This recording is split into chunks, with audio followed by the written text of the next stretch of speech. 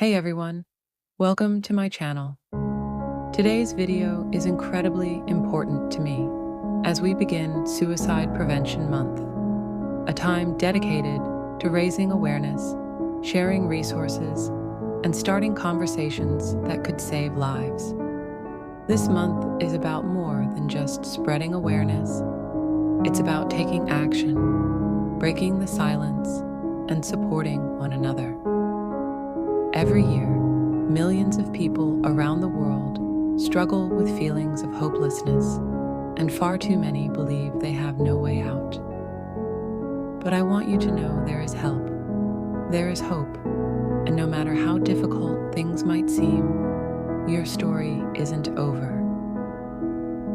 In this video, we'll talk about mental health and share the stories of some of the most brilliant minds we've lost to suicide, like Sylvia Plath and Vincent van Gogh. We'll also discuss how to recognize the signs, where to seek help, and how we can all play a role in suicide prevention. Ludwig Boltzmann was one of the most brilliant physicists of his time, known for his foundational work in statistical mechanics and thermodynamics.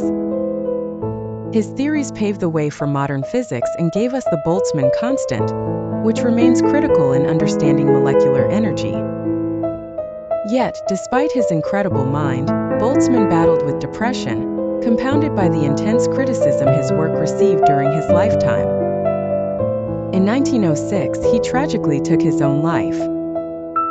Today, his work is celebrated, but his personal struggle is a sobering reminder that even the greatest minds can feel isolated and vulnerable.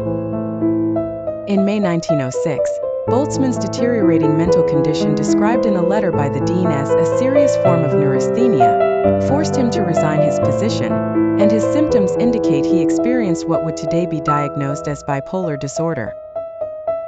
4 months later, he died by suicide on September 5, 1906, by hanging himself while on vacation with his wife and daughter in Duino, near Trieste. He is buried in the Viennese Zentralfriedhof. His tombstone bears the inscription of Boltzmann's entropy formula, S equals K log W.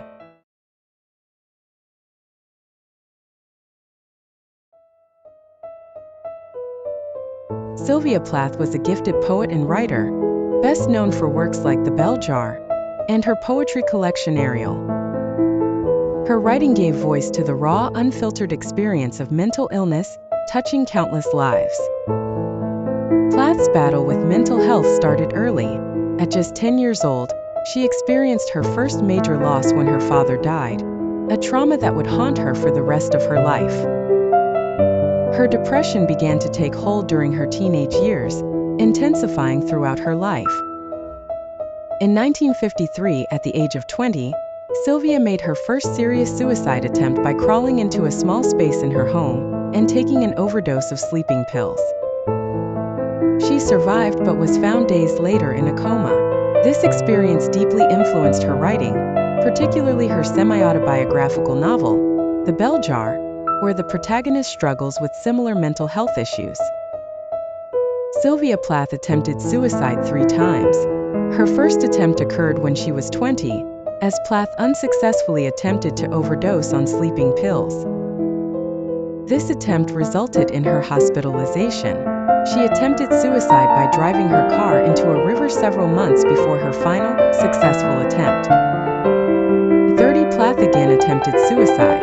This time the attempt, using gas from an oven, was successful, resulting in Plath's death. Sylvia Plath's story is not just a testament to her artistic genius, but a stark reminder that mental health struggles can span a lifetime. Her multiple attempts to end her life show the depth of her pain and the need for ongoing, compassionate mental health support.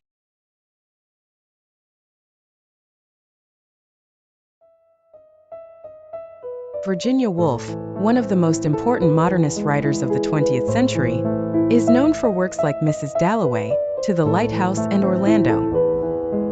Woolf's work often delved into the inner emotional lives of her characters, influenced by her own lifelong struggle with mental health.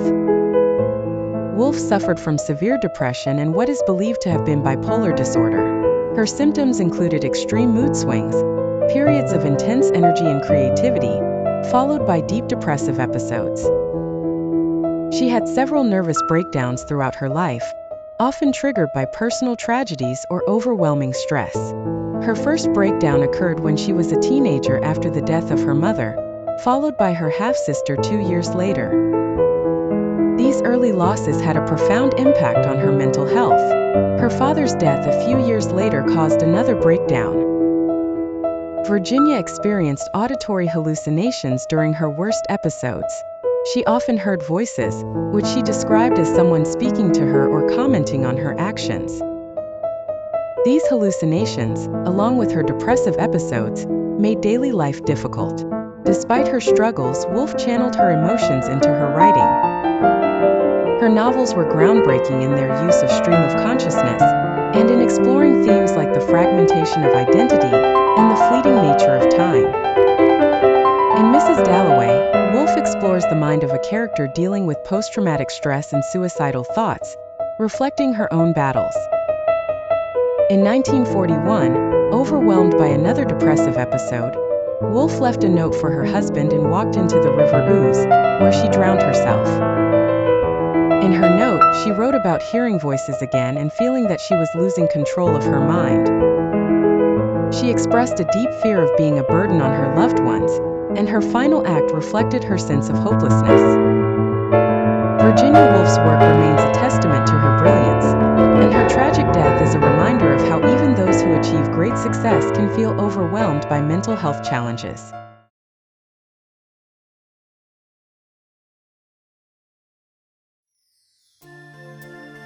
Vincent van Gogh, one of the most influential painters in Western art history, is as famous for his intense, colorful work as he is for his tumultuous life and tragic death.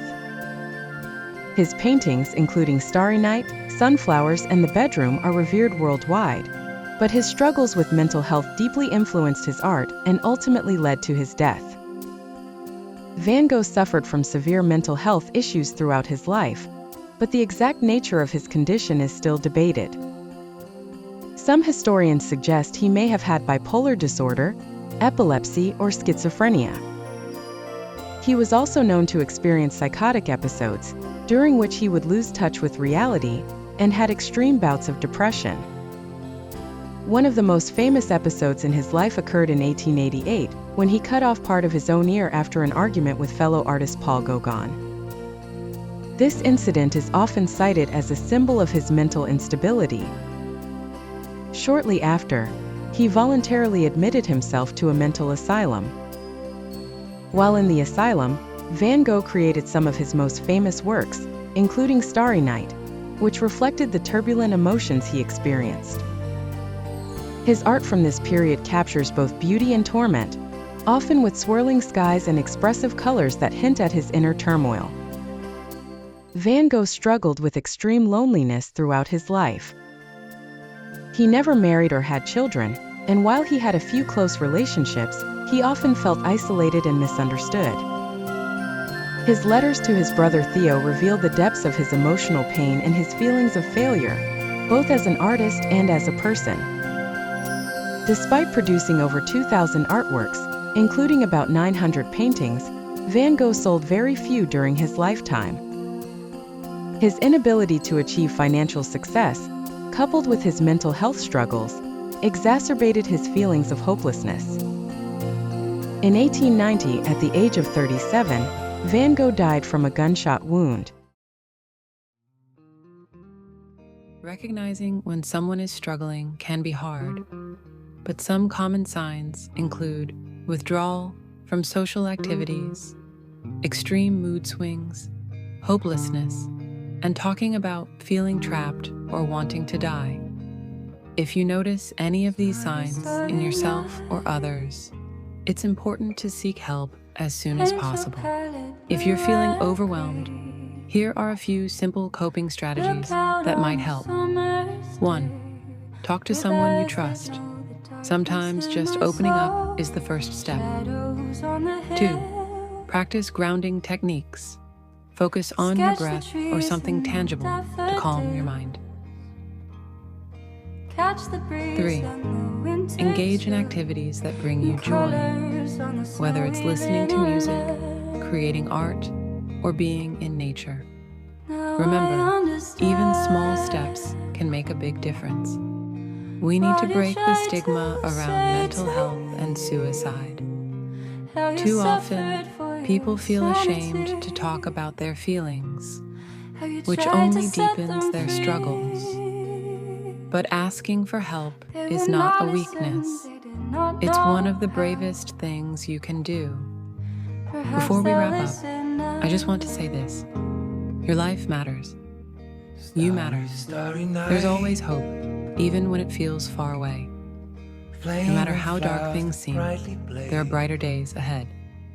Reach out, talk to someone, and keep fighting. You are not alone. Thank you for watching and for being part of this important conversation. Please share this video with someone who may need to hear this message. And remember, help is always available. I've included some helpful links in the description below. If you're struggling, don't hesitate to reach out. If the situation doesn't improve, don't forget to seek professional help. To me, how you suffered for your sanity, and how you tried to set them